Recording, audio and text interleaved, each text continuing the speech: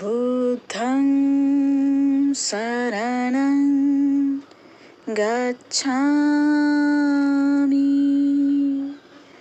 धम्मं शरणं गच्छामि संघं शरणं गच्छामि बुद्धं शरणं गच्छामि धम्मं शरणं गच्छामि संघं शरणं गच्छामि।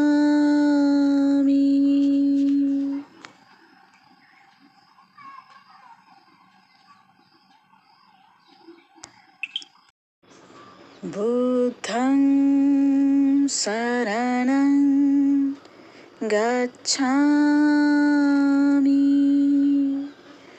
धम्मं शरणं गच्छामि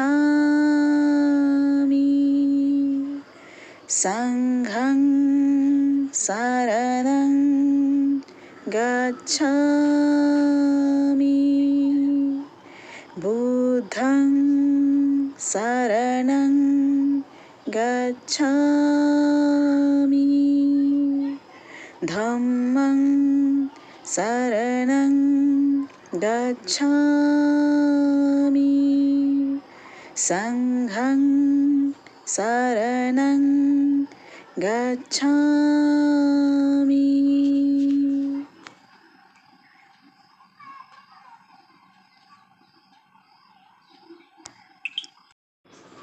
बुद्धं शरणं गच्छामि धम्मं शरणं गच्छामि संघं शरणं गच्छामि। पंचशील ध्वज अगदी आपल्या गगनामध्ये पंचशील ध्वज फडकलेला आहे आणि दिसलं या समजलं आहे। यानंतर आपल्याला सर्वांना सामूहिक त्रिशरण पंचशील ग्रहण करायचं आहे। तरी सर्वांना विनंती करतो आहे की सर्वांनी पेंडॉलमध्ये यावं, अगदी रांगेत बसावं।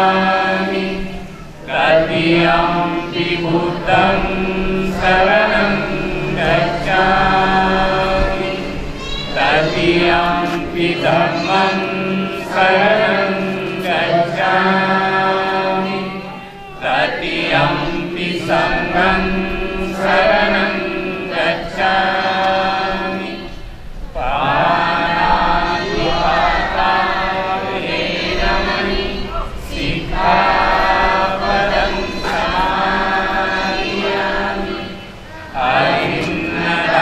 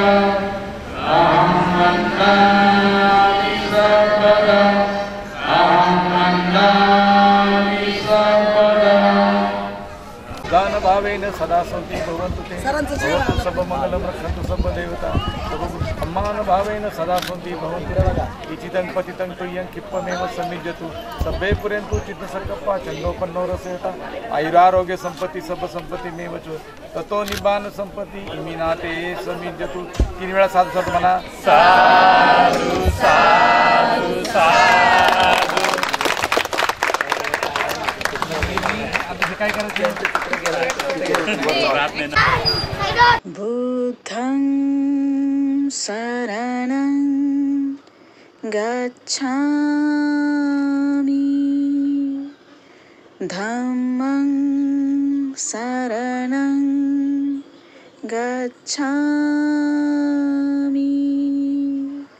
संघं शरणं गच्छामि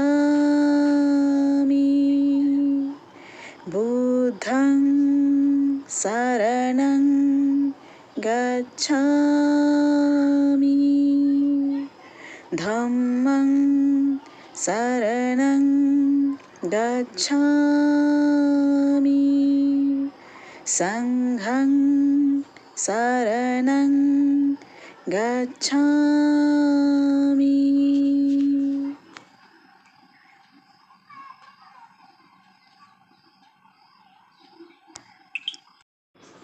बुद्धं शरणं गच्छामि धम्मं शरणं गच्छामि संघं शरणं गच्छामि बुद्धं शरणं गच्छामि धम्मं शरणं गच्छामि संघं शरणं गच्छामि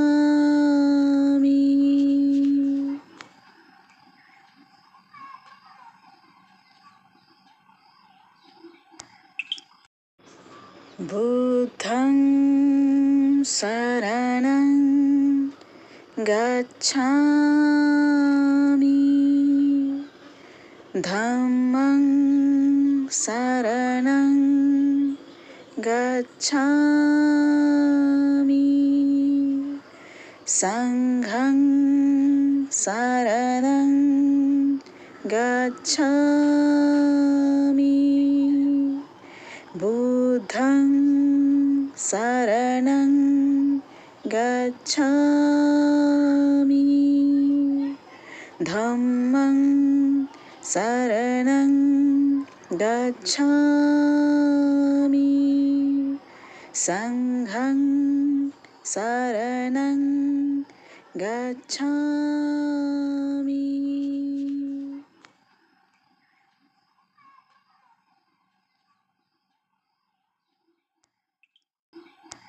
प्राध्यापक बागुल सर हे नुकतेच या ठिकाणी हजर झाले आहेत. त्यांचं या ठिकाणी आगमन झालेलं आहे.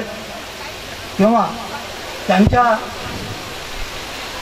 त्यांचं प्रवचन ऐकण्यासाठी आपण या ठिकाणी उत्सुकतेने वाट पाहत आहात. परंतु काही एक अर्ध्या तासाच्या आधी त्यांचं या ठिकाणी दुसरीकडे प्रवचन झालं.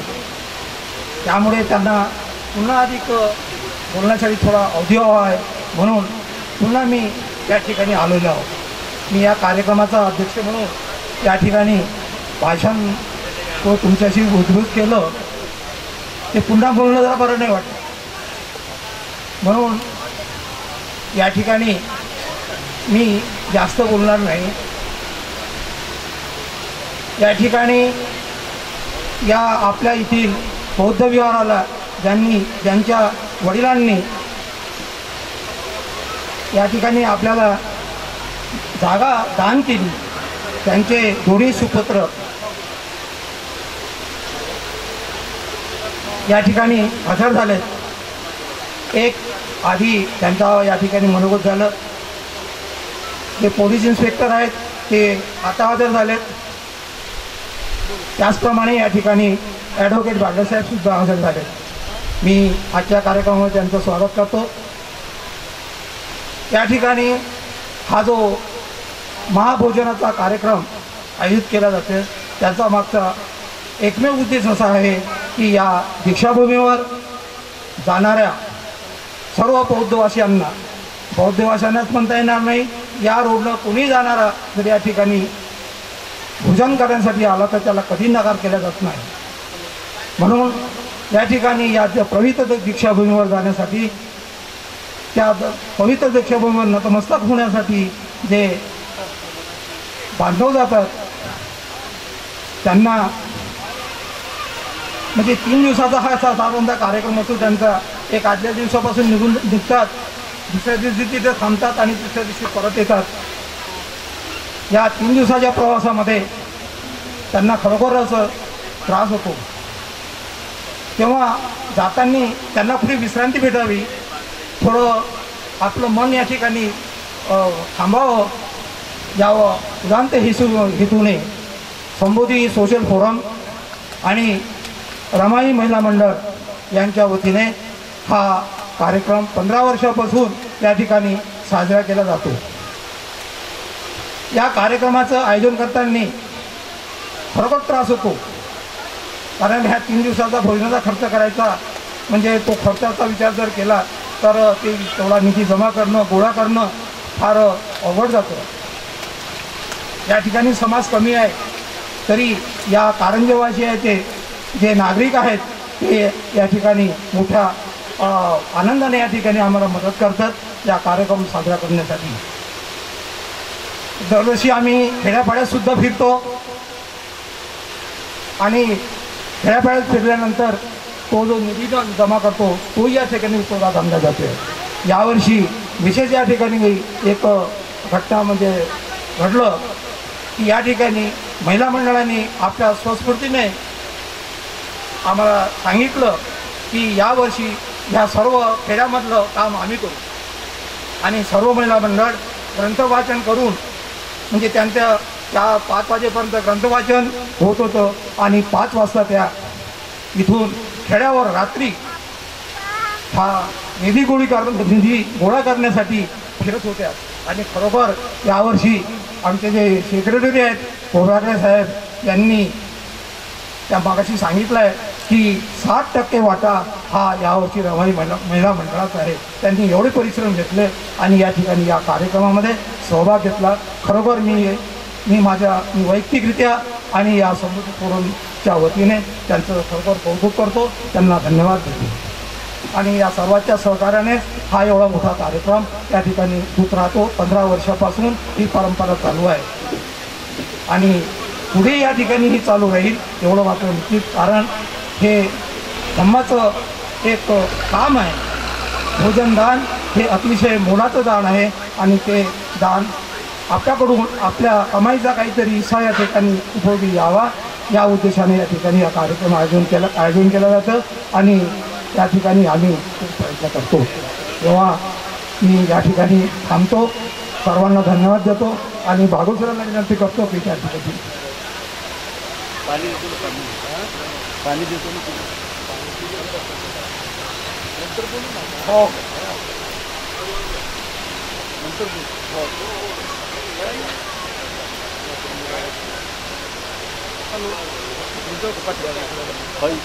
एखाद्या बाईचं गीत वगैरे घेऊन तुम्हाला आराम पाहिजे. हॅलो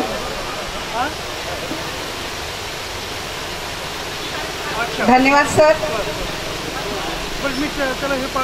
आजच्या या कार्यक्रमाला प्रमुख अतिथी म्हणून सन्माननीय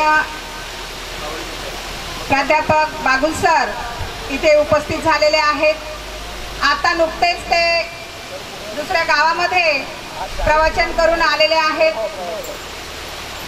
थोडी त्यांना 5 ते 10 मिनिटाची विश्रांती आपण देऊया.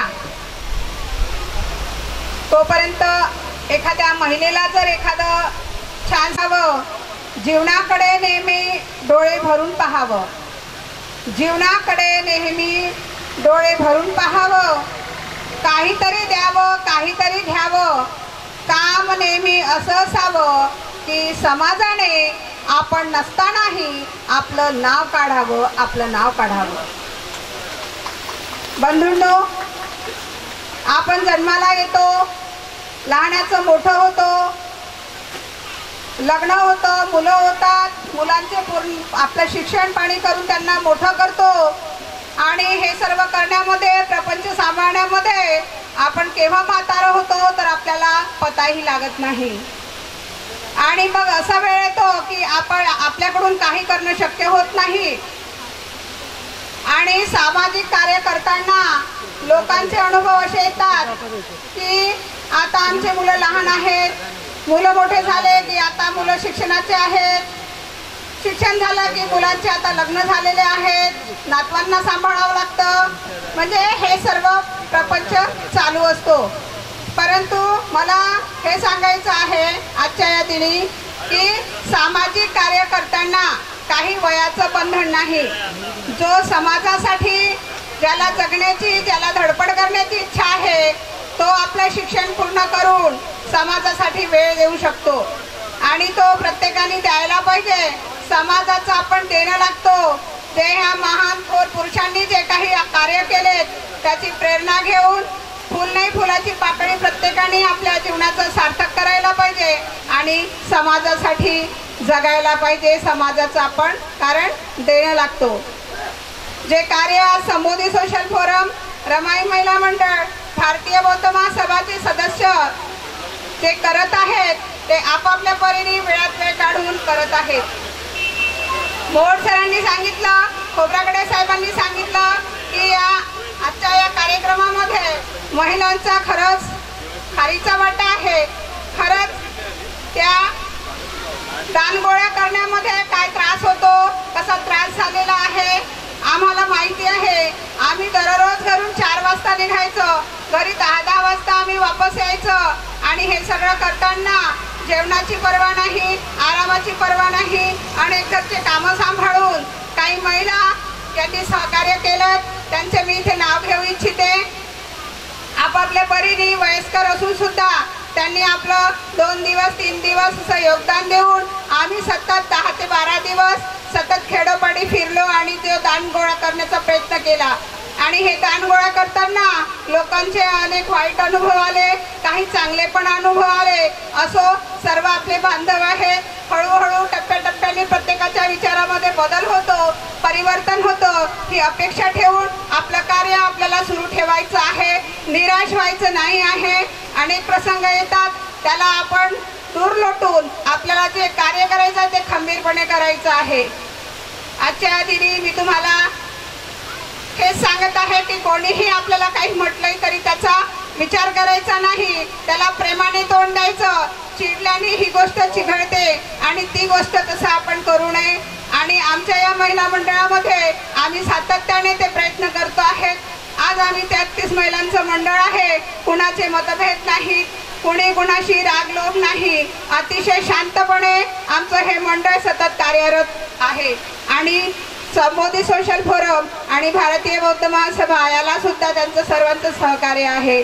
तर एवढे बोलून मला आजच्या या दिनी हेच सांगायचं आहे की सर्वांनी आपला आपला वाटा यात द्यायचा आहे. धम्मदान देताना मागे पुढे पाहायचं नाही. प्रत्येकाने हे समजायचं आहे की हे काम केवळ संबोधी सोशल फोरमचं नाही किंवा केवळ रमाई महिला मंडळाचं नाही, तर आमचा सुद्धा यात वाटा असायला पाहिजे. तर प्रत्येकाने आपापल्या परीने एवढ्या मोठ्या महान कार्याला काही नाही काही दान देऊन सहकार्य करायचं आहे. पुढल्या वेळेपासून याला चांगला प्रतिसाद मिळेल अशी मी अपेक्षा करते आणि इथेच थांबते. आमच्या इथे ज्या नाऱ्यावरून सुभद्राबाई गजभिये उपस्थित झाल्यात, त्यांना एक धम्मगीत सादर करायचं असेल तर त्यांना मी विनंती करते की त्यांनी एक धम्मगीत सादर करावं. आपण आदरणीय बागुल सरांना 5 ते 10 मिनिटाचं विश्रांती द्यायची आहे. करिता आपल्याजवळ वेळ आहे म्हणून मी गजभिये काकूंना विनंती करते की त्यांनी एक छोटंसं धम्मगीत सादर करावं. गजभिये काकू.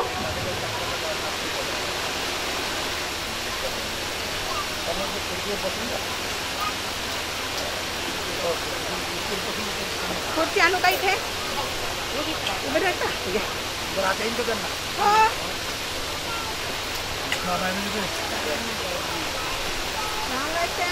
ध्यान करतात दररोज.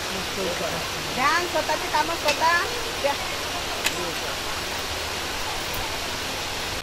आप सब एकजुट रहे तो सब लोग का भीम का बेटा एक न एक दिन पंतप्रधान होने वाला है और बाबा भीम बाबा के स्वप्न पूर्ण होने वाले हैं. बंधु भगिनी या बुद्ध ठाई बंधू भगिनींनो या बुद्धा ठाई वंदनेची आता वेळ झाली, वंदनेची आता वेळ झाली. वाचिता त्रिशरण पंचशिला, वाचिता त्रिशरण पंचशिला. हात जोडा करा मान खाली, हात जोडा करा मान खाली. शब्दा शब्दाचा या अर्थ लावा, तुमच्या दुनियेत उद्धार व्हावा. शब्दा शब्दाचा या अर्थ लावा, तुमच्या दुनियेत उद्धार व्हावा. असा अभिमान मोलाचा ठेवा, असा अभिमान मोलाचा ठेवा. गेले करुणिया तुमच्या हवाली, गेले करुणिया तुमच्या हवाली. बंधू भगिनींनो या बुद्धा ठाई, बंधू भगिनींनो या बुद्धा ठाई. वंदनेची आता वेळ झाली, वंदनेची आता वेळ झाली. वाचिता त्रिशरण पंचशिला, वाचिता त्रिशरण पंचशिला. हात जोडा करा मान खाली, हात जोडा करा मान खाली. जाग येऊ द्या स्वाभिमानाला, जाग येऊ द्या स्वाभिमानाला. दान मागू नका हो कुणाला, दान मागू नका हो कुणाला. दान देणे कर्तव्य आपुले, दान देणे कर्तव्य आपुले. व्हा तुम्ही सारे कर्तशाली, व्हा तुम्ही सारे कर्तशाली. बंधू भगिनींनो या बुद्धा ठाई, बंधू भगिनींनो या बुद्धा ठाई. वंदनेची आता वेळ झाली, वंदनेची आता वेळ झाली.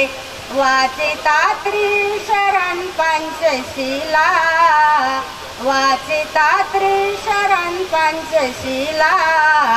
हात जोडा करा मान खाली, हात जोडा करा मान खाली. लोकाही नवू स्वतःचाच बंदा, लोकाही नवू स्वतःचाच बंदा. नका घेऊन करून काशीनंदा, नका घेऊन करून काशीनंदा. लोकसेवेचे कंकण बांधा, लोकसेवेचे कंकण बांधा. मानवा मन भले ये खुशाली, मानवा मन भले ये खुशाली. बंधू भगिनींनो या बुद्धा ठाई, बंधू भगिनींनो या बुद्धा ठाई. वंदनेची आता वेळ झाली, वंदनेची आता वेळ झाली. वाचिता त्रिशरण पंचशिला, वाचिता त्रिशरण पंचशिला. हात जोडा करा मान खाली, हात जोडा करा मान खाली, हात जोडा करा मान खाली. जय भीम, जय भारत. स्वागत करायचं आहे.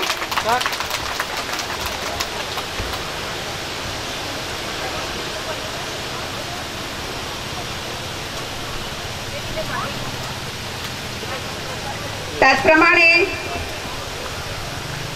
सन्माननीय डोळस साहेब आर्वी हे सुद्धा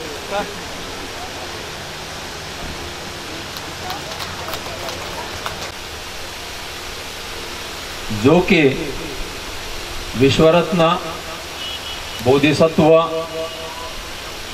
भारतरत्न डॉक्टर बाबासाहेब आंबेडकरांनी आपणा सर्वांना बौद्ध धम्माच्या झोडीत टाकलंय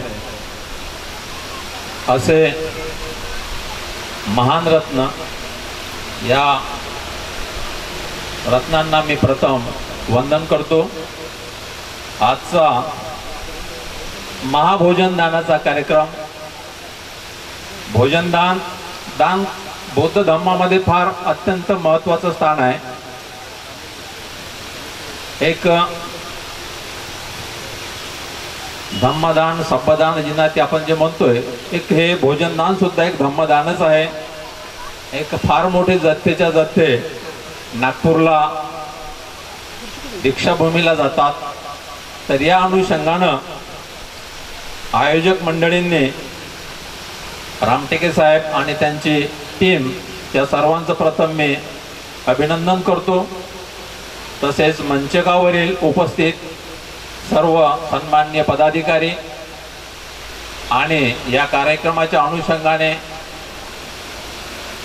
सर्व उपस्थित बौद्धजन मंडळी, तुम्हा सर्वांना सप्रेम जय भीम।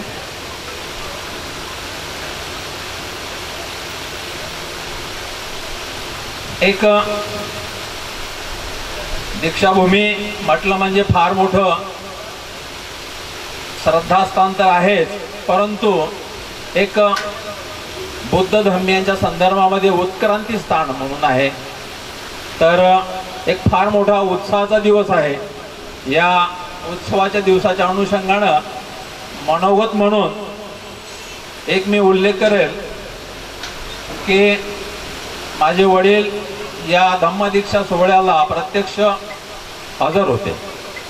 माझं वास्तव्य बुलढाणा जिल्ह्यातलं आहे आणि फार मोठं चळवळीचं गाव म्हणून आमचं फार चांगलं प्रख्यात गाव होत आहे आणि आहे।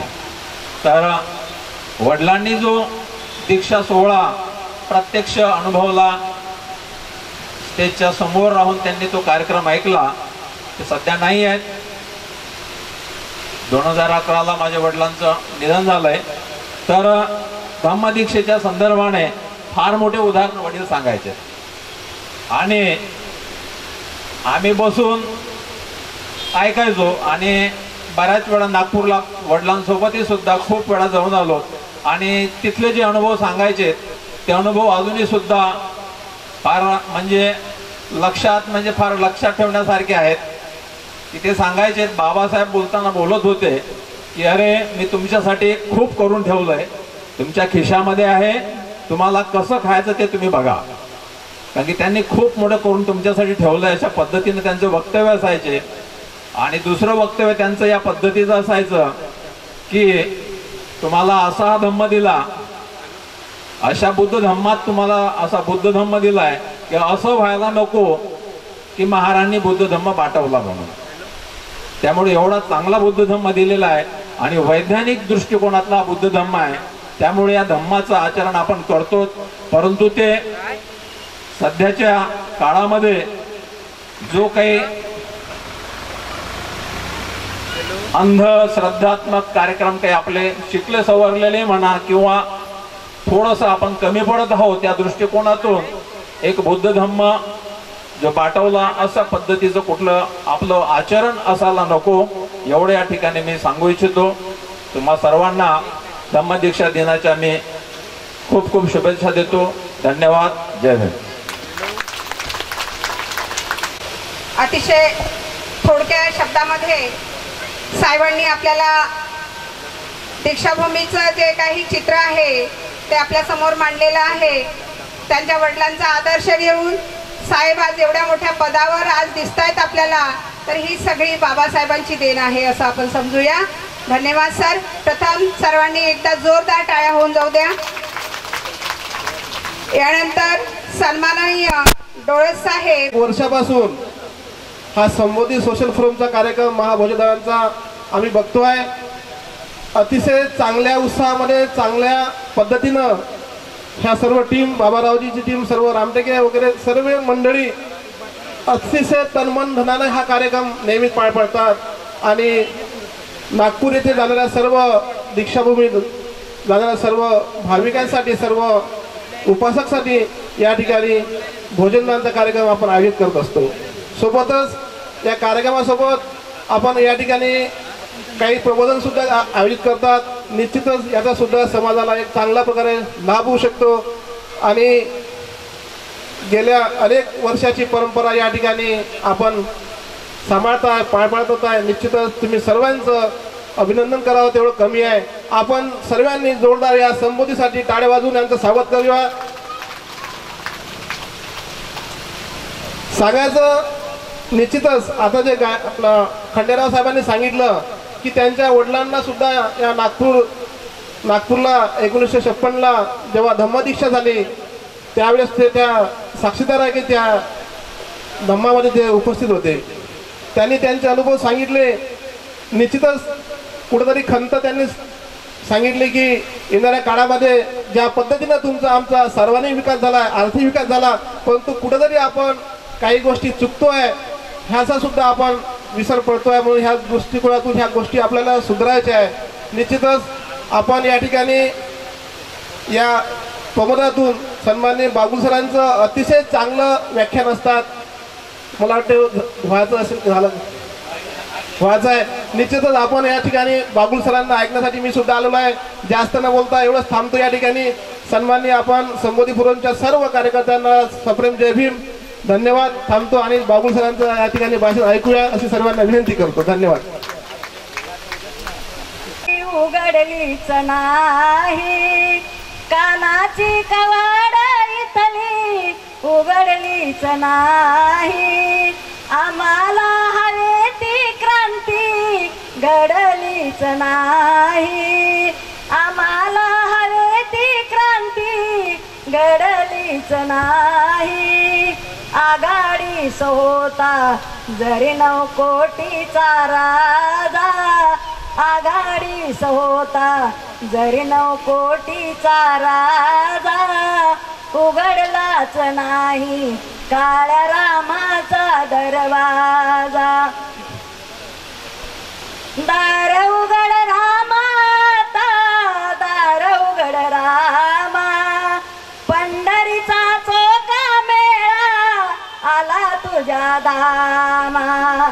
दार उघड रामाता, दार उघड रामा, पंढरीचा चोका मेळा आला तुझ्या दामा. दर्शनाची संधी भीम मागतो माझा, दर्शनाची संधी भीम मागतो माझा. उघडलाच नाही काळ्या रामाचा दरवाजा. तळे बंद होते कोठे, नदी बंद होती.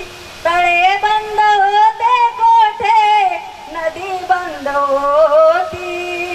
कारण खालाची सारी पिढी अंध होती. कारण खालाची सारी पिढी अंध होती.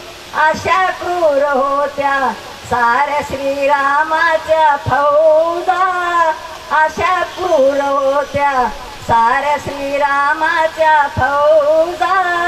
उघडलाच नाही काळ्या रामाचा दरवाजा. गोदातीरी पडला तरी लढला सैनिक माझा, उघडलाच नाही काळ्या रामाचा दरवाजा. राम दाखवा रे तुमचा, राम दाखवा रे, वामनाची थोडी त्याची चवी चाखवा रे. राम दाखवा रे तुमचा, राम दाखवा रे, वामनास थोडी त्याची चवी चाखवा रे. बोलले पुजारी जाधेड ज्ञानो दादा, बोलले पुजारी जाधेड ज्ञानो दादा. उघडलाच नाही काळ्या रामाचा दरवाजा. जय जय. पोरात बाबासाहेबामुळं तुझ्यान माझ्या घरात, बाबासाहेबामुळं तुझ्यान माझ्या घरात. बाबासाहेबामुळं तुझ्यान माझ्या घरात. गुर उडणारा पोरगा माझा साहेब झाला, गुर उडणारा पोरगा माझा साहेब झाला. तहसीलेतला मोठा आता नायब झाला, तहसीलेतला मोठा आता नायब झाला. झाला सरपंच बोलाया लागला जोरात, बाबासाहेबामुळं तुझ्यान माझ्या घरात. बाबासाहेबामुळं तुझ्यान माझ्या घरात. रानवाड्यातला माणूस आता गावात आला, रानवाड्यातला माणूस आता गावात आला. साऱ्या गावचा कारभारी आमचा येडूबा झाला, साऱ्या गावचा कारभारी आमचा येडूबा झाला. झाला सरपंच बोलाया लागला जोरात, बाबासाहेबामुळं तुझ्यान माझ्या घरात. बाबासाहेबामुळं तुझ्यान माझ्या घरात. एका विहिरीवर पाणी आता लागल्या शेंदाया, एका विहिरीवर पाणी बाया लागल्या शेंदाया. तिथे समतेचं मंदिर आता लागल्या बांधाया, तिथं समतेचं मंदिर आता लागल्या बांधाया. नात जुळू लागलं खालचं वरच्या थरात, बाबासाहेबामुळं तुझ्यान माझ्या घरात. बाबासाहेबामुळं तुझ्यान माझ्या घरात. गाव पंक्तीत आता बसू लागला प्रकाश, गाव पंक्तीत आता बसू लागला प्रकाश. परिवर्तनातला तो दिसू लागला विकास, परिवर्तनातला तो दिसू लागला विकास.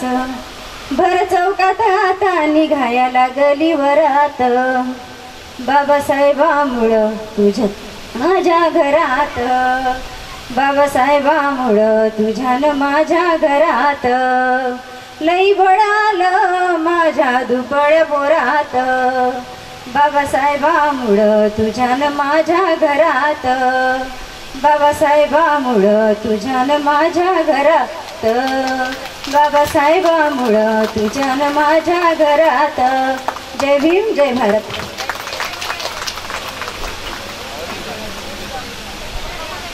राबवलेला आहे.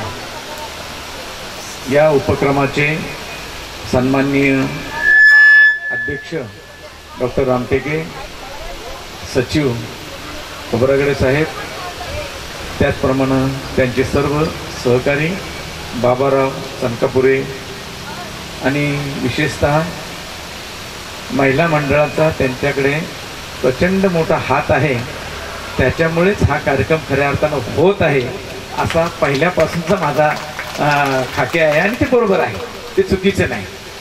कारण या सगळ्या उपासकांच्या बरोबर या उपासिका सलग म्हणजे आत्ता आजला सुरू झाला, समजा आजला 23 आहे, 23, 24 आणि 25 म्हणजे याचा अर्थ ते तुमच्यापासून 21 तुमच्याबरोबर 21 पासून काम करतात, हो की नाही. आणि 25ला संध्याकाळपर्यंत असणार. आणि सगळ्यात महत्त्वाचं ते असल्याशिवाय तुम्हाला शोभाच नाही, हा सगळ्यात महत्त्वाचा भाग आहे. आणि म्हणून तुमचं खूप अभिनंदन. आणि विशेष म्हणजे या कार्यक्रमाला माननीय खंडेराव साहेब DYSP, त्याचप्रमाणे गायकवाड साहेब माजी DYSP, डोळस साहेब आणि माजी प्राचार्य मोहोड सर, आपणा सर्वांना विनम्रपूर्वक जय भीम करतो. आणि जेवण सगळ्यांचं झालेलं असेल, फक्त अर्धा तास डुलकी खाऊ नका, म्हणजे मग तुम्हाला मला द्यायलाही जरा सोपं जाईल. कारण तुमची डुलकी पाहिली की आमचे शब्द हलके होतात. मग त्यामुळे वक्ता आणि श्रोते यांच्यातलं जे अतूट नातं आहे ते नातं जर अबाधित राहिलं तर त्यांनाही मिळतं आणि हेही चांगलं बोंबलतं, असा त्याच्यातला भाग असतो. आणि म्हणून काही शब्द तुमच्यासाठी आहे. मी 2 गीतं आता ऐकली, ही दोन्ही गीतं अत्यंत अत्यंत उत्तम गीत आहे दोन्ही. वामनदादाच्या शब्दांना तर काय विचाराची सोयच नाही. आणि वामनदादाचा प्रत्येक विषय वामनदादांनी आंबेडकरी चळवळ जिवंत ठेवली, हा सगळ्यात महत्त्वाचा भाग आहे. आणि मी थोडं सांस्कृतिक चळवळीत थोडंसं बोलतो. जसं छत्रपती शिवाजी महाराजांचा पराक्रम किंवा छत्रपती शिवाजी महाराजांची स्वराज्याची चळवळ किंवा छत्रपती शिवाजी महाराजांचा सांगावा या गडावरून त्या गडावर नेण्यासाठीची कृती, आणि ते सगळं पूर्ण झाल्याच्या नंतर छत्रपती शिवरायांचा त्या पराक्रमाचा जो अंश आहे तो अंश पूर्वी पोवाड्याच्या माध्यमातून सांगितला जायचा.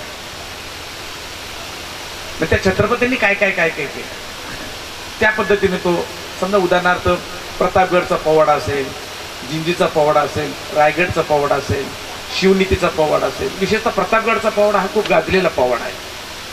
लहरी हैदरने सुरुवातीला लिहिलेला आहे. आणि त्याच्याही अगोदर छत्रपती शिवरायांवरती पहिला पोवाडा लिहिला तो महात्मा ज्योतिबा फुल्यांनी. आणि महात्मा ज्योतिबा फुल्यांनी त्याच्यामध्ये छत्रपती शिवरायांना स्पष्ट शब्द सांगितलेला आहे, पूत शूद्राचा. छत्रपती शिवाजी महाराज हे अस्पृश्य होते असं कोण म्हणतंय? महात्मा ज्योतिबा फुले. आणि म्हणून की काय, छत्रपती शिवरायांचा राज्याभिषेक सुद्धा पुण्यातल्या ब्राह्मणांनी नाकारला.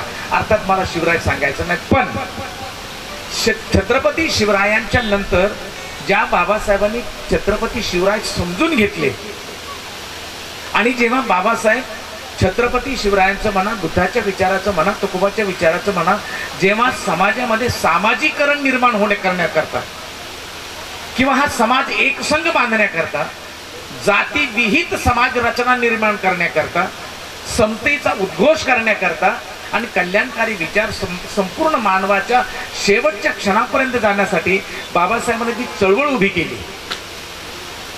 खरं तर बाबासाहेबांच्या चळवळीची 2-3 अंग आहेत, आपल्याला हे समजले पाहिजे. सुरुवातीला बाबासाहेब प्रचंड आकाड तांडव करतात, लक्षात घ्या, कारण अस्पृश्यतेचे चटके बाबासाहेबांनी बसलेले आहेत.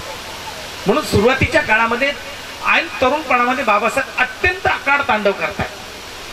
प्रत्येकाला क्रॉस जातात, गांधीला क्रॉस जातात, पंडित मदन मोहन मालवीयला क्रॉस जातात, नेहरूंना क्रॉस जातात, सगळ्यांना क्रॉस जातात. जर तुम्ही सांगता सर्वारभूती परमेश्वर एक आहे, आणि जर तुम्ही सांगता आपण सगळी ईश्वराची लेकरं आहे, मग तुमच्या ईश्वराकडे मला का जाता येत नाही, मग मी कोणाचा पुत्र आहे नेमका? त्याने गांधीजींना विरोध केला होता. गांधीजींना पण म्हटले तुम्ही आम्हाला हरिजन का म्हणता? गांधीजी म्हणले हरिजन म्हणजे परमेश्वराची लेकरं. अरे हो ना म्हणले, मी परमेश्वराचं ना. म्हणले हो, तुम्ही सुद्धा परमेश्वराचे लेकरं, तुम्ही सुद्धा हरिजन आहेत ना, मग स्वतःला हरिजन म्हणा ना मग तुम्ही. हा बाबासाहेबांचा शब्दशैल अत्यंत चपलकपणे आहे. आणि अशा बाबासाहेबांच्या त्या चळवळीचा अर्थ जसा जसा ज्याला ज्याला उमजेल तसा तसा शाहिरी जलशातून उभा राहिलेला आहे. बाबासाहेबांची सामाजिक चळवळ, सांस्कृतिक चळवळ, राजकीय चळवळ ही जलशाच्या माध्यमातून लोकांपुढे आलेली आहे. आपल्या विदर्भातल्या भागामध्ये बुलढाण्याचा जलसा फार मोठा होता, सगळ्यात मोठा. सातगाव मसला वगैरे आता भागातला आपला खंडाळा म्हणून आहे बुलढाण्याजवळ, भादोल विशेषतः भादोल्याचे फार मोठं आपलं जलशाचं मंडळ होतं. आणि तुमच्या बादोल्यामध्ये वामनदादा महिना येऊन राहिलेले काय.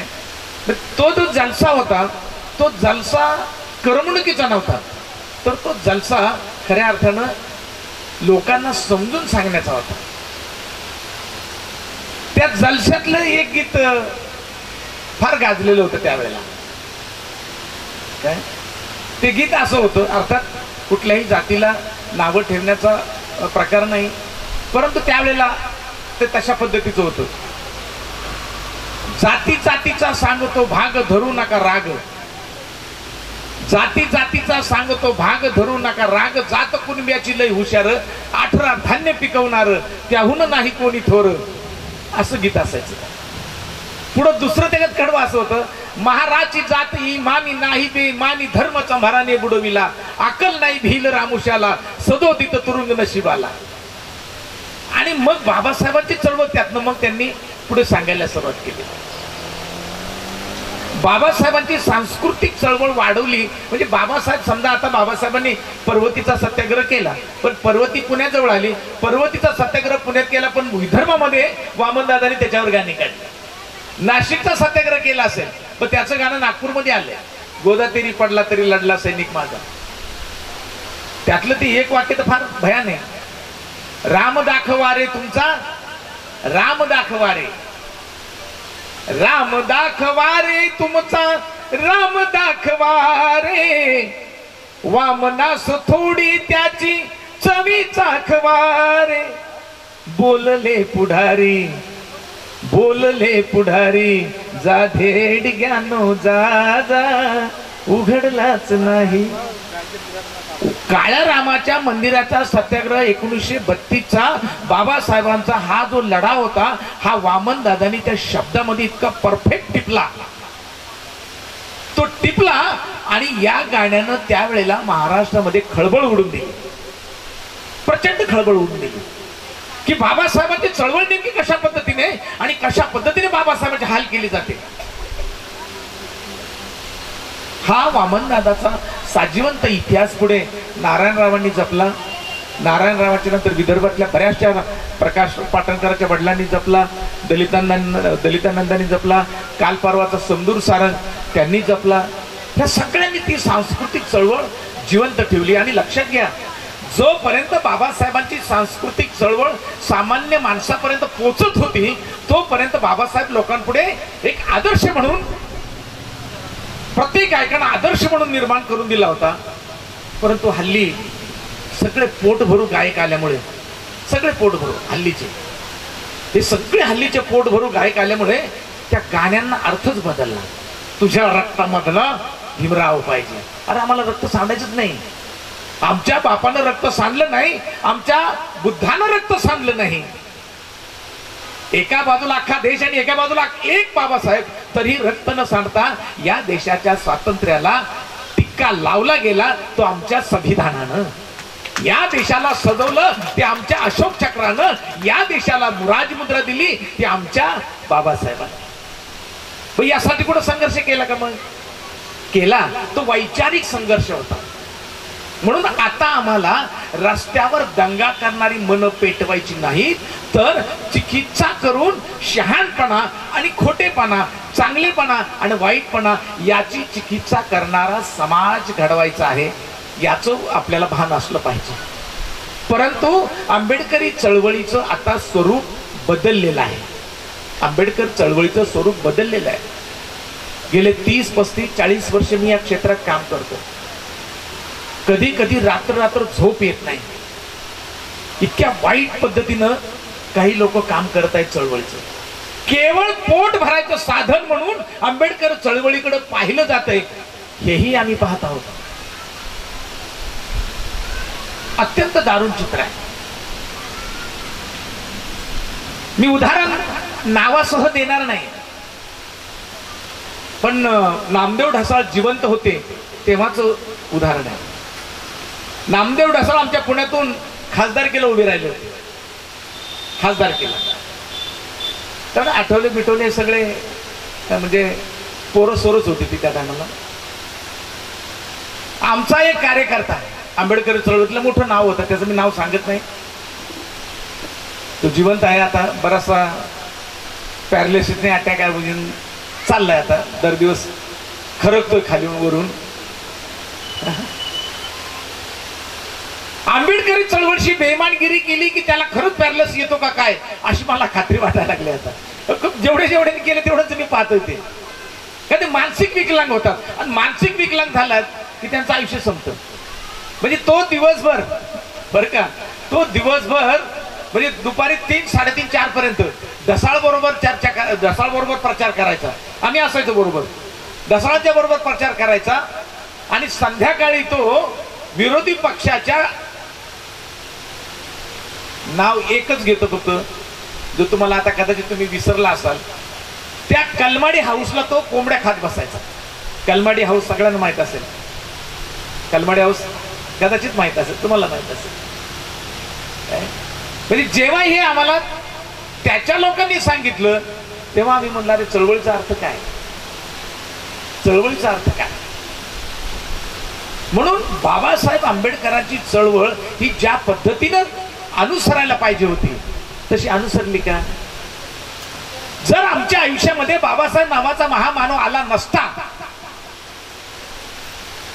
म्हणजे आता 2-3 गीतं झाले म्हणून मी ही कविता मुद्दाम तुमच्या पुढे सादर करणार. बाबाराव, जर बाबासाहेब आमच्या आयुष्यात आले नसते तर, बाबा तुम्ही नसता तर, बाबा तुम्ही नसता तर काय झालं असतं? बाबा तुम्ही नसता तर मनुस्मृती माजली असती, मनुस्मृती माजली असती, चातुर्वर्ण व्यवस्था गाजली असती, दलितांच्या आयुष्याचा झाला होता पोचारा, मेलेलं ढोर वडायला नाहीतर वेशी बाहेर पसारा, आज त्यांचंही रक्त उसळते सळसळा. हे झालंच नसतं जर बाबा तुम्ही नसता तर.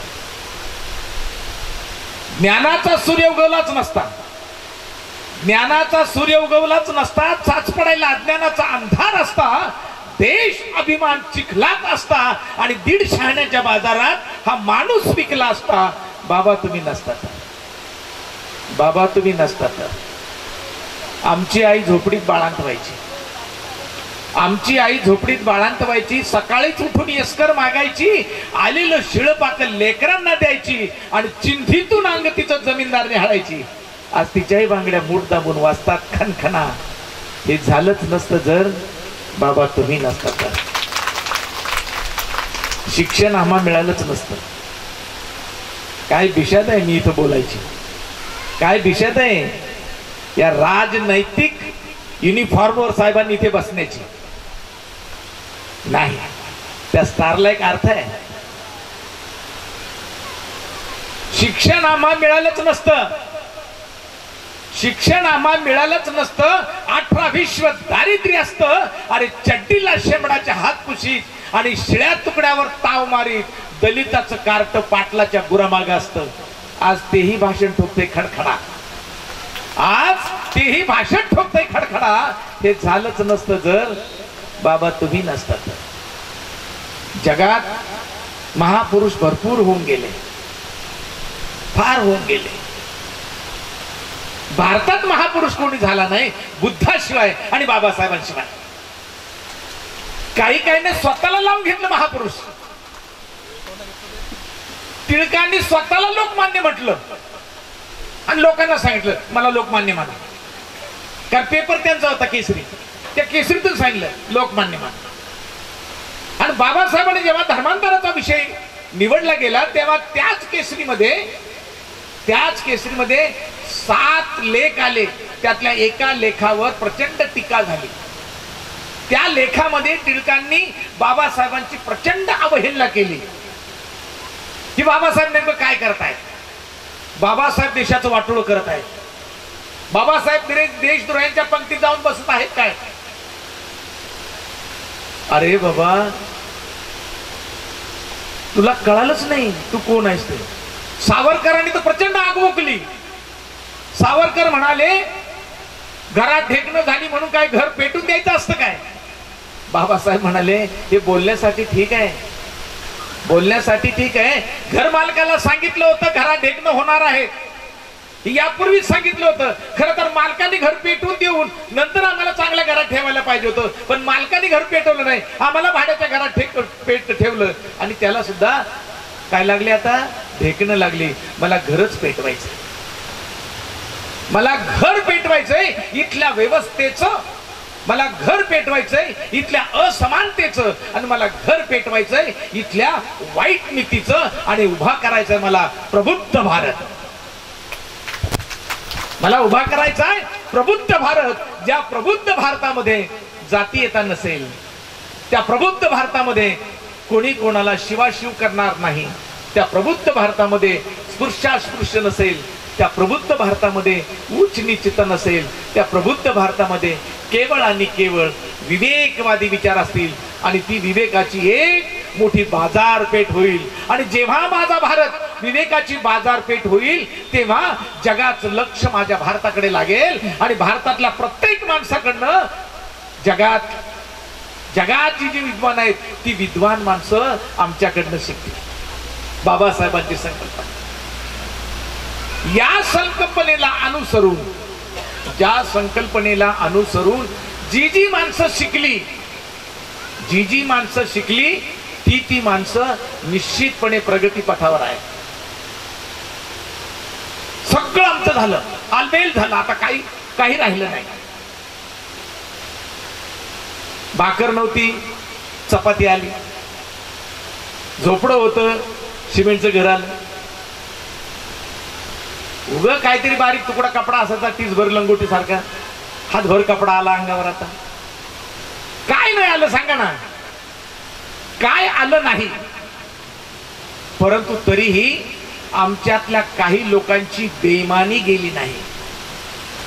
आमच्यातल्या काही लोकांची बेईमानी गेली नाही, कारण अजूनही त्यांनी बाबासाहेबाला खऱ्या अर्थानं स्वीकारलं की नाही याच्यावर पुन्हा संशोधन आहे.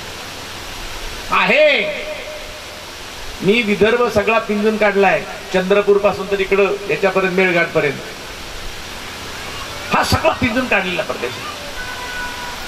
पश्चिम महाराष्ट्र जो आहे आमचा, त्याचं तर काय विचारूच नका. पश्चिम महाराष्ट्र, सांगली, सातारा, सोलापूर, कोल्हापूर आणि पुणे, अक्षरशः या बाबासाहेबांच्या चळवळीचं एवढं वाटूळ केलं या 4-5 जिल्ह्यांनी. निदान एवढं तरी बरं आहे की अहमदनगर जिल्ह्याचा सोडला तर कुठेतरी आंबेडकरी चळवळ जिवंत आहे असा निश्चितपणे दावा. मी महाराष्ट्र येतो म्हणून मला ते माहिती आहे.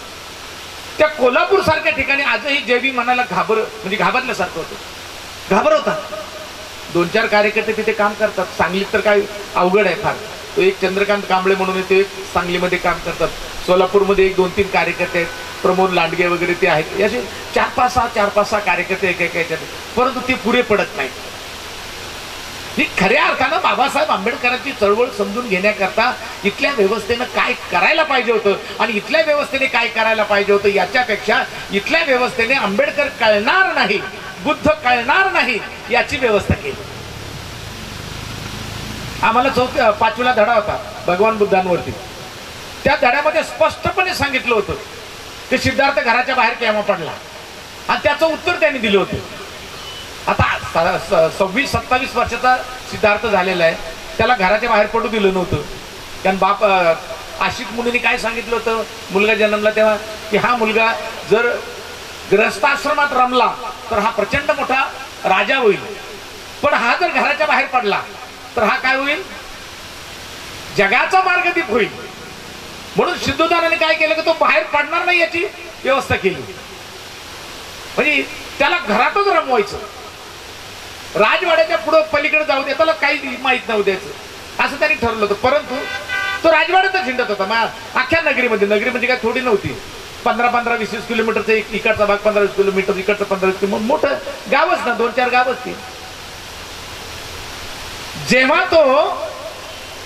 जेव्हा तो अस्वस्थ होतो, जेव्हा तो आम्हाला विचार देण्याच्या लायकीचा ठरतो, जेव्हा तो बुद्ध होतो, सिद्धार्थ असणारा म्हणजे जेव्हा ग्रस्ताश्रमात असणारा सिद्धार्थ आणि बुद्ध झाल्याच्या नंतरचा बुद्ध, खरं तर या दोन प्रक्रियेमध्ये आपल्याला बुद्ध कळणं अत्यंत गरजेचं आहे. मी म्हणतो बाबासाहेबांचं पण ठीक आहे, पण आपल्याला बुद्ध तरी कळालाय का? ज्यांना कळाला त्यांना प्रचंड धन्यवाद, त्याबद्दल वादच नाही. फार कमी लोक आहेत, असे फार कमी आहेत. संबोधी सोशल फोरमच्या वतीने त्याचा एक अंश ते काम करत आहेत. तुम्हाला कदाचित असं वाटत असेल संबोधी सोशल फोरमच्या कार्यकर्त्यांना की तुम्ही भोजन दान देता. भोजनाचा फार मोठा अर्थ आहे, बरं फार मोठा अर्थ आहे. जेव्हा सिद्धार्थ, मी तुमच्या भोजनाचा अर्थ सांगतो आता, जेव्हा सिद्धार्थ घराच्या बाहेर पडला आणि घराच्या बाहेर पडल्याच्या नंतर तो जेव्हा पहिल्यांदा भारद्वाज मुनींच्या आश्रमात गेला, भारद्वाज मुनींच्या आश्रमात जाऊन त्यांना सांगितलं की मला तुमच्याकडे शिक्षण घ्यायचंय. तर म्हणले घ्या, काय हरकत नाही, पण म्हणले माझा आश्रम अगोदर तू बघून ये. ठीक आहे म्हणलं, मी आश्रम पाहतो. मग आश्रम पाहायला गेला. आश्रम पाहायला गेला तर त्याला आश्रमामध्ये फार विचित्र दिसलं. काही डोक्यावर उभी राहिली होती, काही गुडघ्यावर वाकली होती, काही एका पायावर उभी राहिली होती, काही झाडाला लटकत होती. त्याने जाऊन विचारलं त्या मुनींना, भारद्वाजला, ही लोक काय करतात तुमच्या आश्रमात? तो म्हणला ती मोक्ष मिळवण्यासाठी करतात. ठीक आहे म्हणले, भाऊ यांना मोक्ष कधी मिळणार आहे? ते म्हणले मेल्यावर. अरे म्हणलं तुमच्या काहीच खरं नाही तुमच्या आश्रमात. मला जिवंत माणसाला सुख द्यायचंय, मला जिवंत माणसाला सुख द्यायचंय, त्यासाठी तुमच्याकडे काही आहे का? म्हणले नाही. जातो म्हणले. मग कोणाकडे गेले ते? अलार कलमाकडे गेले. अलार कलमाला सांगितलं मला तुमच्याकडे शिक्षण घ्यायचंय. ते म्हणलं ठीक आहे घे बाबा. आता याला वाटलं तिकडचं सारखं तिकडे असेल काय, म्हणून म्हणलं मला आश्रम पाहू द्या. त्याने पाहिला. ठीक आहे म्हणलं मला तुमच्याकडे शिक्षण घ्यायला बरं वाटेल, पण म्हणलं मला सांगा की तुमच्याकडचं सगळं शिक्षण घ्यायला मला किती दिवस लागतील? तो हसला. अरे म्हणला सिद्धार्थ, इथे काही काहींचं आयुष्य गेलं तरी त्याचं पूर्ण झालं नाही, तो आल्याबरोबर मला विचारतोस किती दिवस लागेल? ठीक आहे म्हणला मुनिवर, तुम्ही शिकवायला सुरुवात करा. शिकवायला सुरुवात केली. रात्र आणि दिवस न पाहता 2.5 ते 3 महिन्यामध्ये सगळं शिक्षण घेतलं त्याने आयुष्यभराचं. आणि परत आलार मला विचारलं की गुरुजी आता मला सांगा तुमच्याकडे असं काही शिल्लक आहे का की जे मला द्यायला राहून गेले? म्हणले बाबा माफ कर, माझ्याकडे काय आता शिल्लक नाही, पण मी तुला एक पत्ता देतो, त्या पत्त्यावर जा, त्या पत्त्यावर तुला माझ्यापेक्षा जास्त ज्ञान मिळेल. म्हणजे कोणाकडे? म्हणजे उद्धत रामपुत्त नावाचा मोठा मुनी आहे, त्या मुनीकडे जा. म्हणजे तिकडे गेले. तिकडे गेल्याच्या नंतर पुन्हा त्यांना तेच विचारलं किंवा मला तुमच्याकडे शिक्षण घ्यायचं. म्हणले घ्या. मग किती दिवस लागेल? परत त्याने ते सांगितलं. अरे म्हणले काहींचं आयुष्य गेलं. तू कसं काय? नाही म्हणले अंदाज सांगा. नाही म्हणले सांगता नाही येणार. चला म्हणलं शिकवायला सुरुवात करा. रात्रंदिवस त्यांना झोपू दिलं नाही. साधारण 3-3.5 महिन्यामध्ये तिथलं शिक्षण घेतलं. आता तिथलं शिक्षण घेतल्याच्या नंतर गंमत पहा बरं, बुद्धाबद्दल फार अपभ्रंश निर्माण करून देणारे लोक आहेत. विशेषतः बाबासाहेबांनी सांगितलं होतं दरेकानं दरेकाला दीक्षा द्या. बाबासाहेबांनी हेही सांगितलं होतं तर जर भिक्खू नसेल तर त्या ठिकाणी कोणीही दीक्षा देऊ शकतं. बाबासाहेबांनी हेही सांगितलं होतं दीक्षा देण्याच्या वेळेला की मी दीक्षा तशी देणार नाही, घेणारही नाही, कारण मी पहिल्या 22 प्रतिज्ञा देईल. हे सगळं बाबासाहेबांनी सांगितलं होतं. तो जेव्हा विचारतोय अलार कलमाला की तुमच्या ज्ञानाने माझं भागलं नाही, तर अलार कलाम ध्यानाच्या आणि विपश्यनेच्या 7 पायऱ्या शिकलेले होते. म्हणजे किती ज्ञान असेल त्यांना बघा. 7 पायऱ्या शिकलेले होते ध्यानाच्या आणि विपश्यनेच्या. उद्धत रामपुत्त त्यांच्यापेक्षा 8वी पायरी जास्त शिकलेला होता. म्हणून सिद्धार्थ कोणाकडे गेला होता? उद्धत रामपुत्ताकडे शिक्षण घ्यायला. शिक्षण घेतलं आणि त्यांनी तोंडावर सांगितलं. हे कोणीच सांगत नाही, हे सांगणार फक्त बागुल सर आहे. आंबेडकरी अवलाद असते. कोणी नावं ठेवणं तर कोणी काही करा, जे आहे ते तुम्हाला सांगणं अत्यंत गरजेचं आहे. कारण बाबासाहेबांनी सांगून ठेवलं ज्याला सत्य ज्ञान आलेलं असेल, ज्याला आकलन झालं असेल, चळवळीचं असेल किंवा बुद्धाचं असेल, तर त्याने ते जर समाजाला सांगितलं नाही तर तो चळवळीचा मारेकरी असू शकेल. सावध राहा असं बाबासाहेब म्हणतात. मी सावध आहे म्हणून मी ते तुम्हाला स्पष्ट सांगतो. म्हणजे 7 पायऱ्या विपश्यनेच्या कोणाकडे शिकलाय? अलार कलमाकडे. त्याला 8वी पायरी येत नाही म्हणून 8व्या पायरीला कोणाकडे गेलाय? उद्धत रामपुत्ताकडे. मग यानं पहिल्या 7 पायऱ्या शिकल्याच्या नंतर पुन्हा अलार कलमाला सांगितलं की तुमच्या शिक्षणाने माझं भागलं नाही, कारण माझं उत्तर मला त्याच्यात मिळालं नाही. आता माझं उत्तर त्याच्यात मिळालं नाही म्हणजे त्या विपश्यनाचं त्यांनी काय केलं, त्याच्यातून त्यांना काय मिळालं याच्याबद्दल मला काहीच बोलायचं नाही. तो बुद्ध आहे, मी अजून प्रबुद्धही नाही. मी बुद्धाच्या मार्गावर चालायचा प्रयत्न करतोय. म्हणजे आपल्याला, मला तर अजून बुद्धही कळाला नाही. 4 शब्द कुठेतरी वाचले ते आपण बोंबलायला लागलो, काही कळालं नाही आपल्याला अजून. त्याने उद्धत रामपुत्तालाही सांगितलं तुम्ही मला विपश्यनेची ध्यानाची 8वी पायरी शिकवलीत, पण माफ करा माझं भागलं नाही. आणि आज असा अपप्रचार करतात की बुद्धानं विपश्यना शिकवली. अरे बावळाटांनो, बुद्ध तरी समजून घ्या रे. कुठे बुद्धाने विपश्यना शिकवली? बुद्ध विपश्यना कोणाकडे शिकले? उद्धक रामपुत्र आणि अलार कलाम. आपल्या देशात शासनाच्या मदतीने काही आरएसएसच्या लोकांनी बुद्धाला संपवण्याचं फार मोठं षडयंत्र केलं.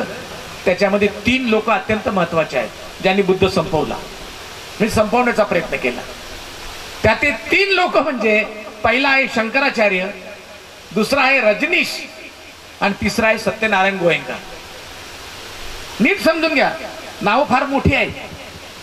थोडं जबाबदारीने बोलतो, मी प्राध्यापक आहे, जबाबदारी माझ्यावर. कारण मला कबीराने सांगून ठेवले, भाई ऐसी बात बोलिए कोई न बोले झूठ और ऐसी जगह भी बैठी कोई न बोले उठ. मग ते विचार करूनच बोललं पाहिजे. असं मला तेही बोलायचं नाही. मग तो त्याचं भागलं नाही सिद्धार्थाचं, म्हणून तो कुठे गेलाय? एकटाच गेला डोंगरावर. डोंगरावर एकटाच गेला. जवळजवळ 5.5 ते 6 वर्ष त्या डोंगराच्या गुहेतच राहिल्या, तरी त्याचं भागलं नाही. 6 वर्ष एकट्याने तपश्चर्या केली खोबरगाडे साहेब, तरी त्याचं भागलं नाही. मरायला लागला प्रचंडपणे, प्रचंड शरीराचं पूर्ण वाटोळ झालं. त्या डोंगरावरून खाली उतरला आणि नदीच्या कडेने हळूहळू चालायला लागला. थकला, चालता येईना म्हणून एका वडाच्या झाडाखाली तो बसला. असा बसला. नंतर त्याने विचार केला, आता इथं तरी मला ज्ञान मिळेल का? तिथे नाही मिळालं. सिद्धार्थ आता मरायला लागला. लक्षात घ्या, सिद्धार्थ आता मरायला लागला. कारण 6 महिन्याच्या अत्यंत अल्प जेवणावर, अल्प शेवटच्या डाळीचा दाना, शेंगदा म्हणजे डाळीचा दाना, 2 चण्याची दाणं म्हणा किंवा भाताची पेज म्हणा, अशा याच्यावर तो जगत राहिला आणि मरायला लागला. मरणासन्न झालेला सिद्धार्थ जेव्हा मरायचंय म्हणून तो कुठे बसलेला आहे? वडाच्या झाडाखाली. वडाच्या झाडाखाली बसला आणि त्याच ठिकाणी तो आता मरणारच आहे. त्याच ठिकाणी त्यांना सुजाताची काय मिळाली? खीर मिळाली. आता सुजातानं ती खीर दिली, त्याच्यातही फार योग वेगळाच होता. तिचं लग्न जेव्हा झालं तिने तेव्हा सांगितलं होतं की मला जर पहिल्या वेळेला मुलगा जर झाला तर मी 1000 गायीची दुधाची तुम्हाला काय देईल? खीर देईल. ते यक्षाला. पण जेव्हा दासीला तिने पाठवलं मुलगा झाल्याच्यानंतर, जा त्या ठिकाणी खीर घेऊन ये त्या वडाच्या झाडाखाली, म्हणून मी गेली. तो वडाच्या झाडाखाली तिला काय दिसलं? मानवी देह मरायला लागलेला. ती घाबरली. बुद्धाची दाढी, सिद्धार्थाची दाढी फार वाढली होती, केस प्रचंड वाढले होते, गालाची हाडं वरती आली होती, गुडघ्याचे केवळ हाडं दिसत होते, टोंगळे, फक्त टोंगळे दिसत होते, बाकी काही मांस नव्हतं. ती घाबरली आणि घाबरून पुन्हा आपल्या मालकीनीकडे गेली आणि तिला सांगितलं की तिथे एक भूतासारखा काहीतरी आहे मानवी देह, मी घाबरले म्हणले. मग ही तिथे गेली. तिला वाटलं की यक्ष माझं भोजन घेण्याला वडाच्या झाडाखाली तो प्रकट झाला आहे, म्हणून तिने विनंती केली का माझ्या खिरीचा स्वीकार करा. आता खिरीचा स्वीकार झाला. तिथेही बुद्ध अत्यंत सम्यकपणे खिरीचा स्वीकार करतात. आपल्याला जर प्रचंड भूक जर लागली तर आपण ताट वाढायच्या अगोदर जे मिळेल ते पटपट पटपट खातो. सिद्धार्थाला जेव्हा डोळ्यापुढे खीर आली, सिद्धार्थानं ते भांडं हातात घेतलं आणि हातात घेऊन काही खीर त्यानं पाण्यामध्ये टाकली, काही खीर त्यानं अशी इकडे तिकडे फेकून दिली जीवजंतूंना आणि राहिलेली खीर त्यानं खाल्ली. लक्षात घ्या बरं. आता जर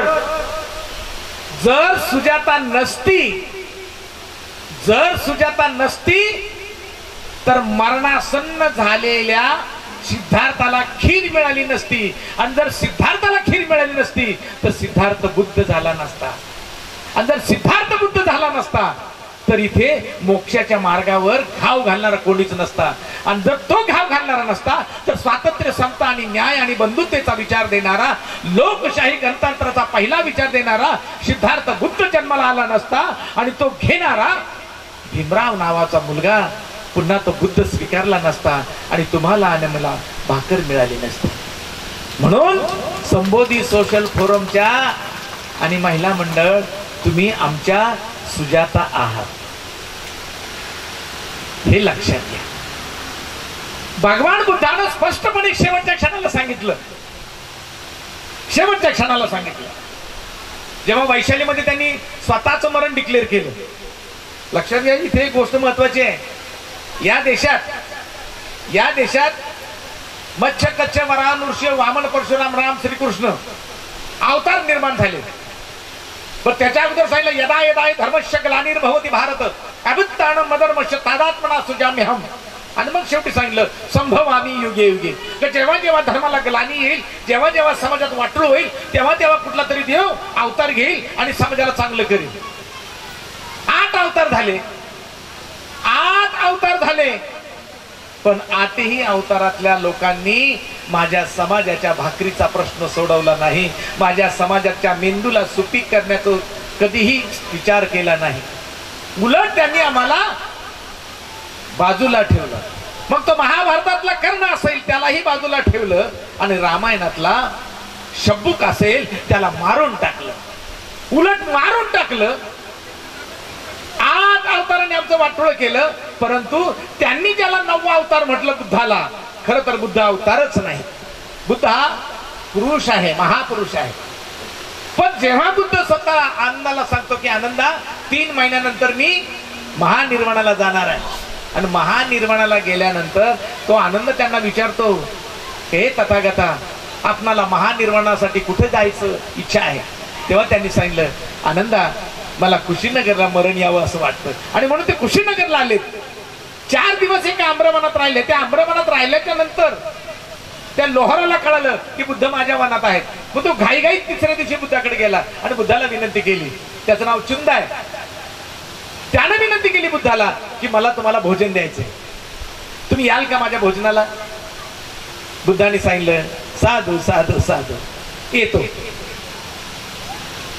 आता त्यावेळेला त्यांनी शुकर ज्याला म्हणतात शुकर मध्ये ज्याला म्हणतात त्याची भाजी केली होती. आजच्या भाषेत त्याला आपण मशरूम म्हणतो. आता मशरूम हे 4-5 प्रकारचे. काही ठिकाणी डुकरांनी जर चिखल तोडवला तिथून येतं ते एक मशरूम असतं. काही जनावरांनी तोडवलेलं असतं तेही मशरूम असतं.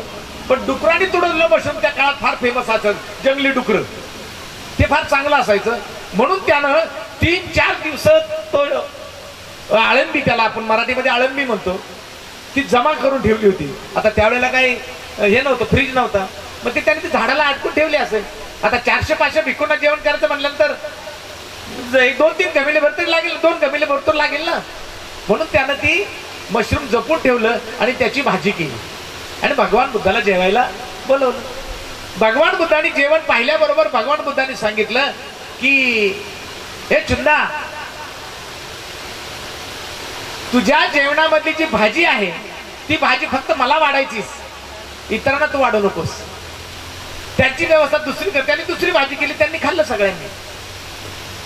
भगवान बुद्धांनीही खाल्लं. भगवान बुद्धाला हे माहित होतं की या जेवणामुळे माझ्या शरीरामध्ये मला त्रास होऊ शकतो, पण जर मी खाल्लं नाही तर चुंदाला दुःख वाटेल, चुंदाला दुःख वाटेल. म्हणून त्यांनी खाल्ली पण इतरांना खाऊ दिली नाही. आणि भगवान बुद्धांना लगेच त्रासाला सुरुवात झाली. एवढा त्रास झाला, मरणासन्न झालेला पूर्वीचा देह पुन्हा बुद्धाचा तसाच झाला. आणि तशा अवस्थेमध्ये पायी ते त्याला आता अफजलपूर आता गाव नाव दिलेले. अफजलपूर त्याला पूर्वीचं पावानगरी नाव, नंतर पावापुरी आणि नंतर आता अफजलपूर असं त्याला नाव आहे. तिथून तो आलेला आहे कुशीनगरला. वाटेत बुद्धांना तहान लागली म्हणून ते प्रचंड आगाचे अंग झाले, आतून म्हणजे आग झाली सगळी. आणि आग झाल्यामुळे ते कुक्कुता नावाच्या नदीमध्ये उतरले. बराच वेळ थांबले पाण्यात. आग शांत होऊ दिली आणि मग बाहेर पडले. पाणी प्यायले बाहेर पडले आणि संध्याकाळी ते कुशीनगरला पोहोचले. कुशीनगरला पोहोचल्यानंतर बघा सत्य काय असतं. कुशीनगरला पोहोचल्याच्या नंतर रात्री 8:30 वाजता अंदाजे, आत्ताचा हिशोब जर धरला त्यावेळेचा जर धरला तर रात्री 8-8:30ला बुद्ध सांगतात आनंदाला, आनंदा बघ 3ऱ्या प्रहरी मी जाणार आहे. 3ऱ्या प्रहरी बुद्धाचं काय होणार आहे? महानिर्वाण होणार आहे. 3ऱ्या प्रहरी बुद्धाचं महानिर्वाण होणार आहे. तू आत्ताच लोकांना सांग मी जिवंत असताना, नाहीतर लोक तुला दोष देतील का जिवंत असताना आम्हाला बुद्धाचा आशीर्वाद घ्यायला यांनी का सांगितलं नाही. म्हणून आनंद रात्री गेलेला आहे आणि सगळ्यांना सांगितलं. पहाटे पहाटे त्या राज्याची राणी मल्लिका, ही मल्लिका पहिली आली. तिने पहिले बुद्धाचे पाय धुतले आणि तिला बरं वाटलं. मग राजा आला, सगळे लोक आले आणि आता साधारण एक 10-5 मिनिटांनी आता महानिर्वाण व्हायचं. त्यावेळेला बुद्ध सांगतात आनंदाला, हे आमच्या आयुष्यात फार महत्वाचं वाक्य आहे बुद्धाचं. बरं, जर आम्ही तसं वागलो तर आमच्यावर कधी वाटोळं होणार नाही. त्यावेळेला बुद्ध सांगतात, आनंदा एक लक्षात घे, चुंदाच्या घरच्या जेवणानं माझ्या शरीरामध्ये विष प्रयोग झाला. 4 दिवसानं मी जाणार आहे, तो अगोदरच जातोय.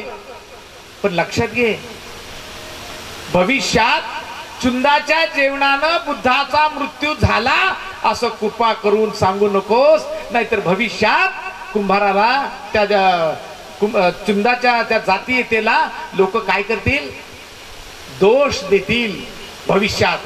म्हणून कृपा करून तसं सांगू नको. माझ्या आयुष्यामध्ये 2 भोजन अत्यंत महत्वाचे आहेत. माझ्या आयुष्यामध्ये 2 भोजन अत्यंत महत्वाचे आहेत. जेव्हा मरायला लागलो तेव्हा सुजातानं मला खीर दिली. मी तेव्हा प्रबुद्धही नव्हतो, मी बुद्ध झालो. आणि बुद्ध झाल्याच्या नंतर चुंदाच्या जेवणानं मला या देहभोगाच्या दलदलीतून मला मुक्ती दिली. त्या चुंदालाही धन्यवाद द्यायला पाहिजे. माझ्या या मरणामुळे कोणाला दुःख लागणार नाही याची व्यवस्था कर. म्हणजे आमचा माणूस आहे, बुद्ध माणूस आहे, बुद्ध माणूस आहे. बुद्ध मरण्याच्या अगोदर 3 महिने सांगतात, मरण्याच्या अगोदर 4-5 तास सांगतात आणि मरण्याच्या अगोदर साधारण 5-6 मिनिटं तेव्हाही सांगतात की आता मी जात आहे. यांचे जे अवतार आहेत ना, अवतार, या अवतारांना अक्षरशः प्रभू रामचंद्रांना, खरं तर साहेब या विचार मंचावर असल्यामुळं काही गोष्टी टाळतो मी. कारण आमची जी माणसं आहेत, आमची माणसं या पोस्टला असेल तर ती आमची नसतात, ती सगळ्या समाजाची असतात, सगळ्या समाजाची. परंतु त्यांच्या पोस्टला कोणीतरी टच करू नये ही आमची अपेक्षा असते. त्यांचा सन्मान वाढला पाहिजे, उलट असं मी वागलं पाहिजे. पण ओघाने आले म्हणून सांगतो, या देशात जो 7वा अवतार झाला रामचंद्राचा, प्रभू रामचंद्राचा, त्या प्रभू रामचंद्राला शरयू नदीमध्ये आत्महत्या करावी लागली, बुडून मेला तो. श्रीकृष्णाला पारद्यानं बाणाने मारून टाकलं. माझा बुद्ध मरण्याच्या अगोदर 3 महिने सांगतो मी जाणार आहे. हा सत्य आणि असत्यातला प्रकार आहे. आणि म्हणून त्याच्यानंतर बुद्धाला संपवण्यासाठी जे महत्वाचे बुद्धाचे ठिकाण होते हे शंकराचार्यांनी ताब्यात घेतले. आणि आज जे 4 ठिकाण जे आहेत, पुरी बिरी, हे जे शंकराचार्य जिथे बसलेत ना, हे सगळे बुद्धाचे ठिकाण आहेत. काशी सुद्धा बुद्धाचं ठिकाण, कारण काशीलाच बुद्ध पहिलं प्रवचन झालं, जगातलं पहिलं प्रवचन. काशी म्हणजे सारनाजवळच आहे, ते फार काही अंतर नाहीये, 3-4 किलोमीटरचं अंतर आहे. काशी गंगा बिंगा ते, आणि बुद्धांनी पहिलं प्रवचन दिलं, ते फार अंतर नाही. जेव्हा सम्राट अशोकाने तिथं फार मोठी इमारत बांधली, विशेषतः धम्मेक स्तूप बांधला, पण बुद्धाच्या महानिर्वाणानंतर हे बांधलं. सम्राट अशोकाच्या महानिर्वाणानंतर तिथल्या जगदेवराव, काशीचा जगदेवराव, जर तुम्ही काशीला गेलात तर काशीला जगत मोहल्ला म्हणून फेमस आहे. जगत मोहल्ला, तो जगत मोहल्ला, अख्खा जगत मोहल्ला सम्राट अशोकानं बुद्धाचं पहिलं प्रवचन झालं म्हणून तिथे उभारलेली जी मोठी विहाराचा भाग होता, तो अख्खा विहार त्यांनी पाडला. आणि ती सगळी दगड आजही काशीमध्ये जगत मोहल्ला या ठिकाणी त्या इमारतीला लावलेले. त्यांनी सगळंच वाटोळं केलं, काहीही ठेवलं नाही. सगळे जेवढे सम्राट अशोकानं बुद्धाची स्थळं बांधून काढली होती, जवळजवळ 16 ते 17 ठिकाणं महत्वाची. त्याच्यामध्ये राजगीर आहे, नालंदा आहे, पलीकडे बुद्धगया आहे, इकडे त्याला आपण सारनाथ म्हणतो. सगळे हे जे सगळे ठिकाण आहेत, श्रावस्ती आहे, जेतवन आहे, अंगुलीमाल गुफा आहे, हे सगळं जे बांधून काढलं यांनी, ते तोडून टाकला. आम्ही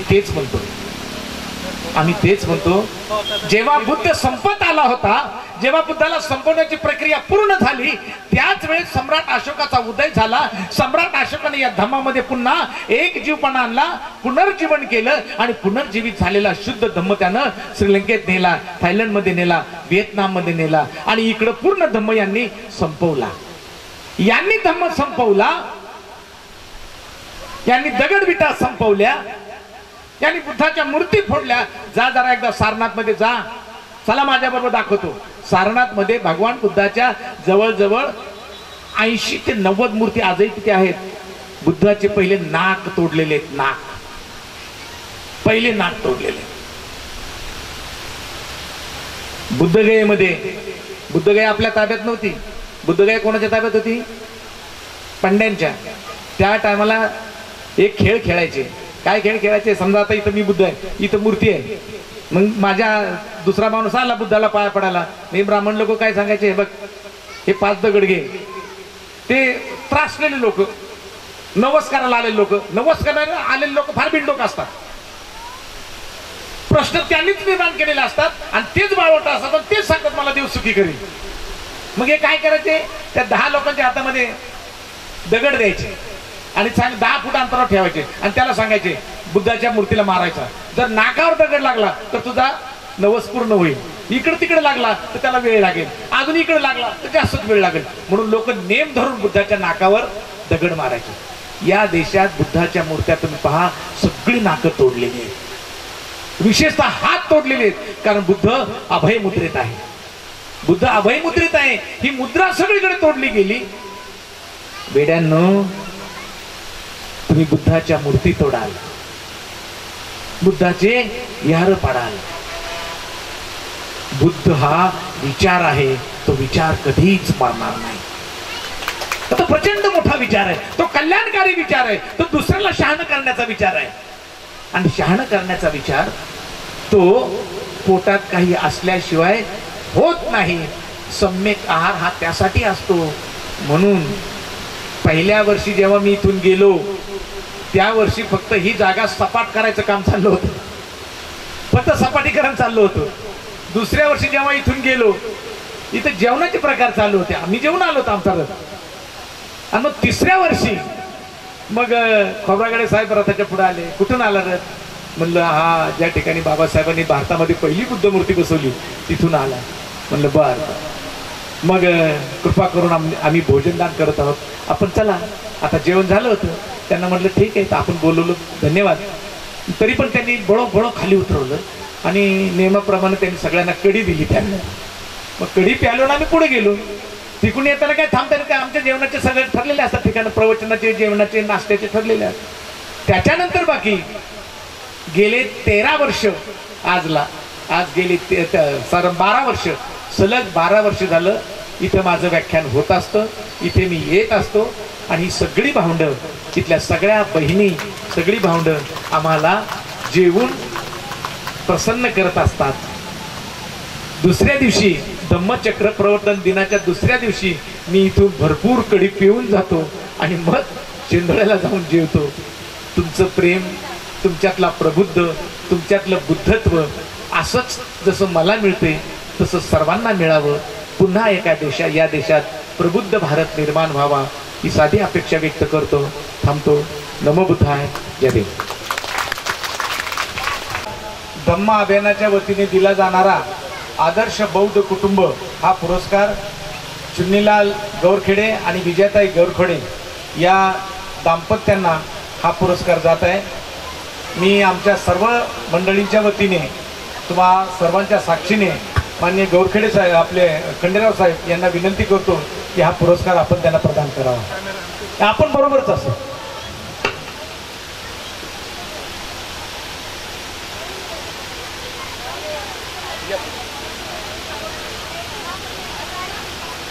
थोडं साईडला. हॅलो मॅडम, थोडंसं बाजूला, थोडंसं या.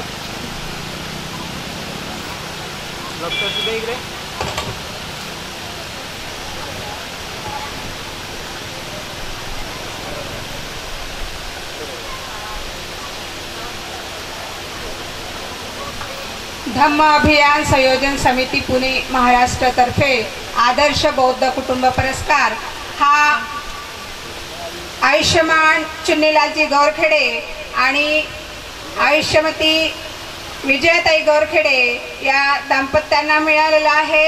सर खरंच ते जोडपं खरंच या अभिनंदनास पात्र आहे. आम्हा सर्वांची त्याला सहमती आहे. धन्यवाद. धन्यवाद सर. धम्मं शरणं गच्छामि संघं शरणं गच्छामि बुद्धं शरणं गच्छामि